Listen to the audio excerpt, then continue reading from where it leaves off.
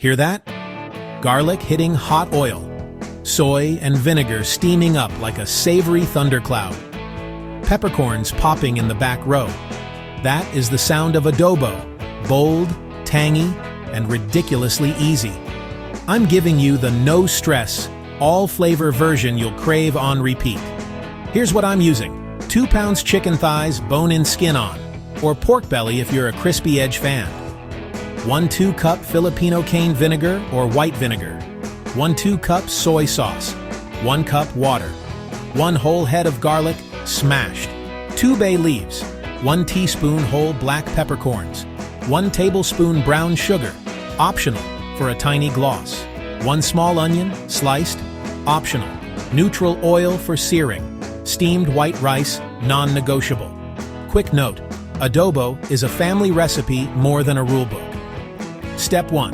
The quick marinade, soy, half your smashed garlic, and the chicken. 10 to 30 minutes while you rinse rice is plenty.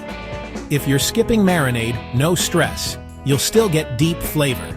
Step 2. Sear for power. Pot on medium-high. A slick of oil.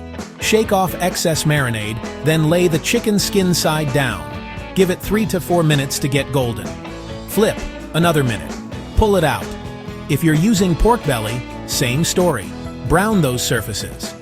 Step 3. Build the base. If you like onion, soften it in the fat for 2 to 3 minutes. Toss in the rest of the garlic, bay leaves, and peppercorns. 30 seconds till fragrant. Step 4. The adobo trifecta. Pour in vinegar, then soy sauce, then water. Important move. Don't stir yet. Let the vinegar come to a boil for about a minute. Step 5. Return the meat. Slide the chicken back in, skin side up. Add the brown sugar if you're using it. Bring to a gentle simmer, cover, and cook 20 minutes. Then uncover and simmer another 15-20, basting occasionally until the meat is tender and the sauce is shiny and slightly thick.